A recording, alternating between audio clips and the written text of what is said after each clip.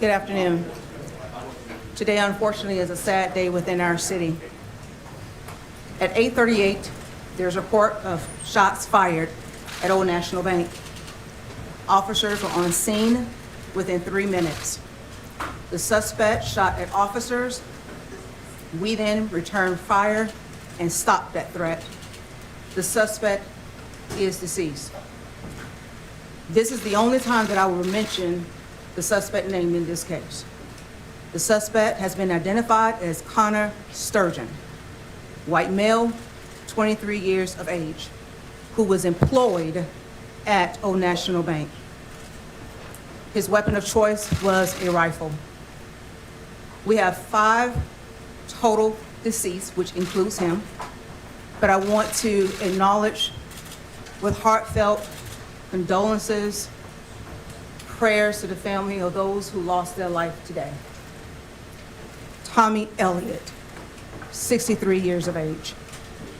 Jim Tutt, 64 years of age. Josh Barrett, 40 years of age. And Juliana Farmer, 57. We have a total of 9 victims who were treated and are being treated at University of Louisville Hospital. 3, which are in critical condition, including our officer. 3 who are listed in non-critical condition, and 3 who have been treated and released. The 2 officers who struck in exchange of gunfire, one of the officers, he was grazed to the left side, and the other officer suffered minor injuries to the elbow. I just want to let everyone know that the officer who is in critical condition today, Officer Nicholas Wilt, 26 years of age, just graduated from the police academy on March 31st. I just swore him in, and his family was there to witness his journey to become a police officer. He was struck in the head, engaged in this incident. Nick has come out of brain surgery and is in critical but stable condition as we speak. I've been down there with the family and given my love and support. Been with all the families today to show our love and support for them. And if anything else that they need from LMPD, we will provide that. The next few days are important and very critical for Nicholas's recovery. This will be a long, complex investigation involving local, state, and our federal partners. I'd be remiss if I did not acknowledge our federal partners who have just been outstanding, our local partners, ATF, FBI. I thank you. Our local partners, University of Louisville Police, EMS, Emergency Management Services. Thank you. Thank you for everything. And for my LMPD officers who took it upon themselves to not wait to assess everything, but just went in to stop the threat so that more lives would not be lost. Thank you. Thank you for showing up, even when sometimes you are just felt like you're not appreciated. But I asked my officers when I addressed them today, if we don't do it, who will? And so they're very committed, and their resiliency showed today, and their professionalism showed today. I want to thank the governor. I want to thank the mayor, who has been with us every step of the way through this trying and critical time. But I want to encourage the public, if you have any additional information, please call 574-LMPD and assist us. This should not continue to happen. Evil should not try to prevail and take over our city, and we let it happen. So I'm encouraging everybody that we unite and that we continue to do the good work, and LMPD will continue to keep this community and this city safe.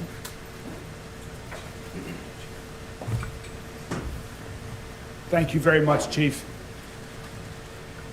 Today is a day that's heartbreaking for our city, for all of us, and especially for the people who were in that office at Old National Bank and their loved ones. We just heard the chief give the names of the people who lost their lives in this mass shooting this morning. One of them was Tommy Elliott, a very good friend of mine, of the governor's. To Tommy's family, to the families of Jim Tutt, Josh Barrick, Juliana Farmer, Rachel and I join you, and families across our entire city and beyond, in grieving this shocking and painful loss of your lives. The chief, the governor, myself, we visited in the hospital this morning with several of their families to offer them our support and our love during this unthinkable day. We will continue to offer our support and love and anything else we can provide to help them. We were also there, along with several of my colleagues from Metro Council, to thank and support the officers of LMPD for their heroic work today and every day. And say thank you to the new graduating class who was there to support their colleague, Officer Will, as he continues to fight for his life. Let's be clear about what this was. This was an evil act of targeted violence. And to add to that tragedy, a few blocks away, shortly after this happened, another man lost his life and a woman was shot in a completely different act of targeted violence. The two incidents appear to be entirely unrelated, but they both took lives. They both leave people scarred, grieving, and angry. I share all of those feelings myself right now. This is really difficult for all of us across the entire city to process and accept. I ask that we respect the needs of the families and loved ones of the people whose lives were lost today, and the people whose lives will never be the same. I'm a survivor of a workplace shooting. To the people who survived, whether you were physically hurt or not, I know that you're hurting too. We are here for you as well. To the survivors and the families, our entire city is here to wrap our arms around you. We've set up a family assistance center through the Red Cross to provide support and services to those families today and in the coming days, weeks, and months ahead that we know will be challenging. To provide you with whatever you need to deal with the trauma of this moment. The same applies to our police officers and first responders. Our city is here for everyone impacted. We are a strong city, and we will be here for support. As the chief mentioned, our LMPD officers went into that building knowing that they were risking their lives to save other lives. And that's exactly what they did. They exchanged gunfire with the shooter. To Officer Wilt and his family, we will continue to pray and support you. To the other two LMPD officers who were injured, thank you and all of your colleagues for your service today and every day. I also want to thank all of our other first responders, fire, EMS, Jefferson County Sheriff, state and federal agencies that are helping us at this time. And to Dr. Smith, to you and all of the other doctors and nurses and team at U of L Health for your work today and every day, you too are saving lives in our city, and we thank you. For the rest of us in our city, let's hold each other close and provide comfort where we can. That's what we've done in the past, and that's what we must continue to do now. We've already received offers of assistance from people across this city and country. Thank you. By the end of the day, we'll be providing specific information on how to provide donations to those impacted today if you would like. We will also have more information by the end of the day about a community-wide vigil for the targeted acts of violence that happened today and any day in our city. We will continue to move forward with strength, prayer, with love, support, and determination. Thank you all. Now I'm going to turn it over to Governor Andy Beshear. Governor.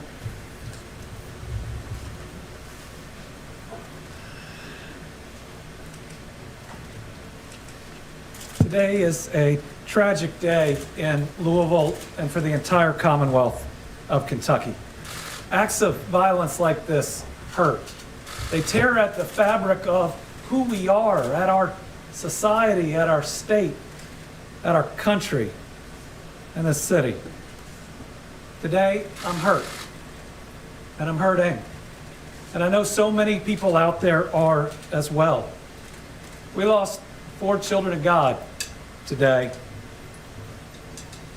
one of whom was one of my closest friends. Tommy Elliott helped me build my law career, helped me become governor, gave me advice on being a good dad. It's one of the people I talk to most in the world, and very rarely were we talking about my job. He was an incredible friend. We also lost Juliana Farmer, Jim Tutt, Josh Barrick, each amazing people whose families grieve them, whose community will mourn and will miss them. These are irreplaceable, amazing individuals that a terrible act of violence tore from all of us. We also pray for our LMPD officer and 2 others that right now, while perhaps stable, are still fighting for their lives with a need for our care and, yes, for our prayers, because I believe, and I believe that prayers lift all of us up, and those families would appreciate them. And while I hurt today, and while I will grieve when I'm able, I'm also grateful. I'm grateful for an incredibly quick response from LMPD, the Jefferson County Sheriff's Office, Louisville Fire and Rescue, Louisville Metro EMS, getting to this scene in 3 minutes. I'm convinced saved other people's lives, and I know saved 2 other of my friends. One, I received incorrect information this morning I thought was gone, and I'd started to mourn. And now I know he's okay. And one I got to see in the ER, that while it's going to take him a while to heal, it was so good to see my friend, see him there with his wife, and know he is still with us. I want to thank KSP, ATF, FBI, every single law enforcement agency that is going to bring their entire weight and their entire resources to bear so that we know exactly what happened in this situation. And you know, there are more first responders than the ones we've listed, because the team at U of L Hospital are first responders too. The first battle was stopping that gunman. The second is doing everything we can to keep those that have been wounded alive. And I want to say to this good doctor behind me, and we have worked together through pandemics and now this, that I am really proud of what his team is doing. I was in a room where one of those families that are rightfully worried got an update. And it was one that was specific but also provided with compassion. These doctors and nurses are fighting for the lives of our friends, of our family, and we are deeply grateful to them. I think what we need most right now, in a word, is love. I mean, just love. Love for these families. They're going to need it. I can tell you. I've talked to them. I'm very close with one of them. They are going to need that love, and we need love for each other. It seems like we argue so much in this country, so much anger. I still believe that love and compassion and humanity can lead us to a better place. Now, this is hard. It's really hard the day after Easter. Now, Easter is about a rebirth, a better world, one where we're all supposed to work together to get there. One that's supposed to teach us love from a Savior that came. The world fell in love with him not because of his power, but for his compassion. And I believe what we can do, whether it's any faith or just your values, is ensure that today, more than anything, is about these families. Is about those families that are afraid they're going to lose their loved one, about those that have been through the worst and while may have survived, are going to bear the scars inside and outside today. It's got to be about them and the heroic actions of everybody who responded. And yes, I know, in the days to come, we'll talk about issues. But I think the thing that people get wrong after the most difficult of times and days, and as governor, I've had to see a lot of them, is that today ought to be focused on my friend and on everybody else's friends and loved ones that are no longer with us. My faith teaches me that while the body is mortal, the soul is eternal. And so I know that I will see Tommy again. And I know that all of these families and friends in this community, we will be reunited in a better place without violence, without the senselessness and hurt that we feel today. We will get through this. We'll get through this together. It's the only way. And we'll march forward. And my hope is that in honor of those that have fallen today or that may still fall, we can be better and we can do better. We can care about and love each other just a little bit more.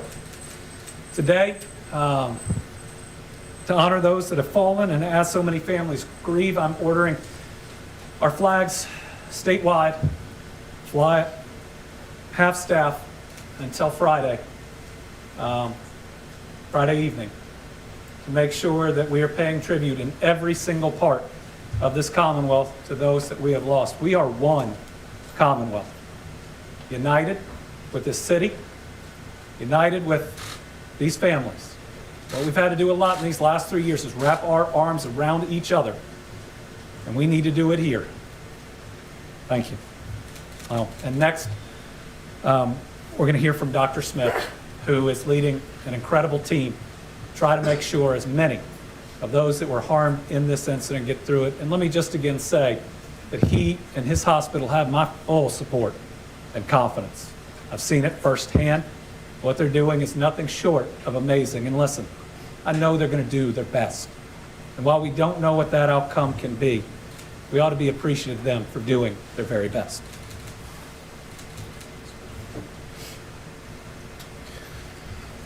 Well, thank you very much for that.